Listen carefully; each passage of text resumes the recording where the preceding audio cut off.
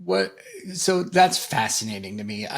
My mind just went like a thousand different places at once when you said that, because I can think of like a founder, is thinks it's such a, they think about everything. They think about everything, Yeah. maybe to a fault. You know, they're Yeah. maybe to a fault. They're thinking about ops. They're thinking about accounting. They're thinking about sales. They're thinking about, yeah, HR. They're thinking about everything. Where does it? I approve this message. How does that even take shape into what's ahead for you? Like that. That just sounds like wow. How do you even begin to replicate something like that? Yeah, well, again, it's a long journey. We're starting it. And it's also, think of it, it's a long sales process or a difficult sales process in B2B. I wouldn't, I don't want to lie and say I have answers for how the entire sales process is going to look like in 3 years. I think it's going to be completely different than what it is today. And I have some ideas, but again, right now we're focusing on the first part, on the journey. And the task there is easier. Because again, a prospect doesn't want to spend 30 minutes with you. By the way, a prospect doesn't want to even see a demo. What I want to do is spend 2 minutes with you, see 20 seconds of something and say, wow, I trust it. I'm willing to spend my time in the sales process. And that's what we're focusing on right now.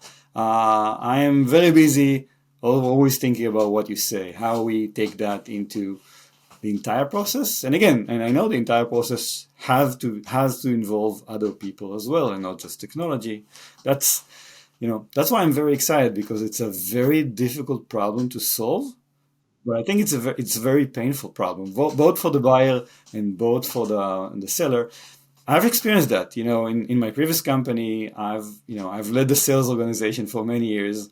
I've sold myself. I'm being sold to all the time as an executive. As a founder, I was on a lot of sales calls with my sales team.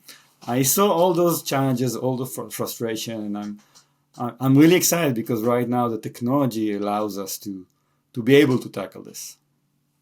Let me. I want to shift a little bit into one area that, at least it's starting to pop up, and I would love to know if you have some thoughts on this, which is the robot.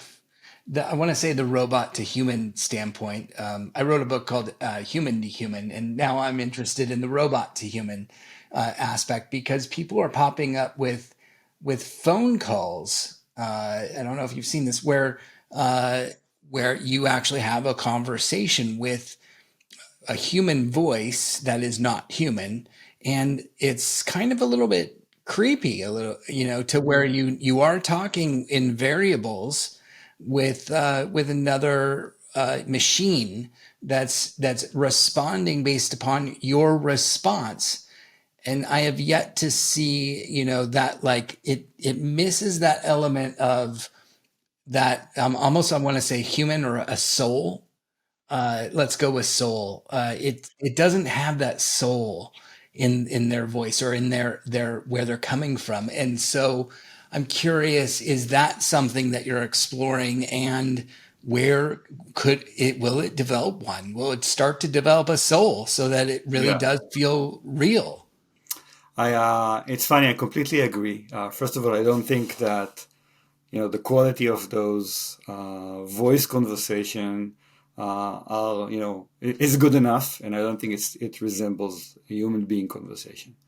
But I also think it's a matter of perception, because you went on these calls or listened to these calls expecting there would be a person. If you would be expecting that there's an AI behind it, and I personally don't like the words robot or bots. It's an AI.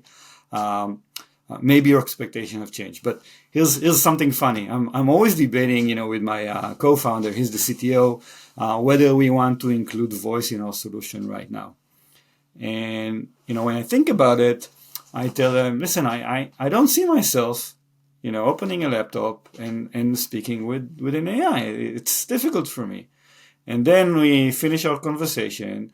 I go out to my car, and I tell the car, drive me here, navigate here, open, the heat. I already speak with something.